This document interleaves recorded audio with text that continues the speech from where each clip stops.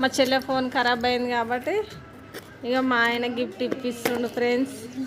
ఇక చూడండి బాగుందా బాగాలేదా. ఆమె పెద్ద ఫోన్ వాడడానికి రాదు కాబట్టి ఇక చిన్న ఫోన్ ఇప్పిస్తున్నాం ఫ్రెండ్స్. చూడండి బాగుందా బాగాలేదా కామెంట్ బాక్స్లో కామెంట్ చేయండి, లైక్ చేయండి, షేర్ చేయండి. ఉంటాం మళ్ళీ బాయ్. ఫోన్ అయితే ఇప్పించినాం. సబ్స్క్రైబ్ అయితే చేసుకోరు నాయనా.